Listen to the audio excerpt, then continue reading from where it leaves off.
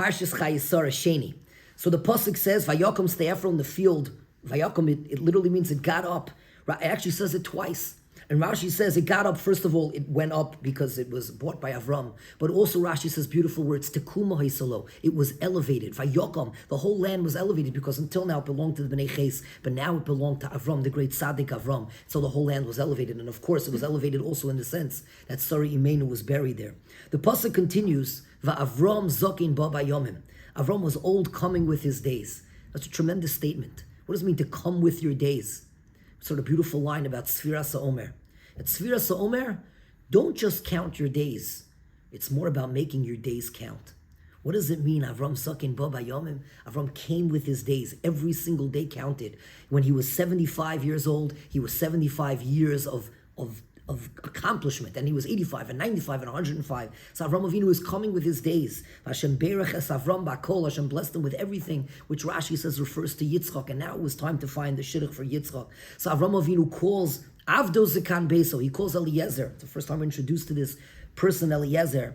And the pasuk says about Eliezer, Hamoshel b'chol asher lo. He ruled everything that was his. The Kli Yakar points out, Hamoshel b'chol asher lo. He ruled everything that was his. Everything that was his didn't rule him. Many people are ruled by their possessions. It conquers them, it overcomes them.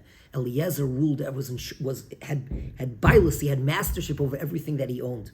Avram Avinu asks him to swear next to his Makam Amila, because that was chaviv to him, because it was a mitzvah that he had done, to swear that whatever he does not go back to Canaan. He does not take a Canaanite woman, because, the Sfarim explained, because the Canaanim had terrible midos, and there is nothing worse in a shirch than corruption in a person's character traits. Everything else, even if a person's actions are not so great, but if their midos are corrupt, then stay far, far away. So Avram says, go back to my family, even if their actions are not so great, to Besuel, to love on, but the bottom line is they're related to me by blood. They could have an elevation, they could become great. And wasn't that true? Because eventually he would find Rivka. But he warns them again, if my daughter does not want to go back with you,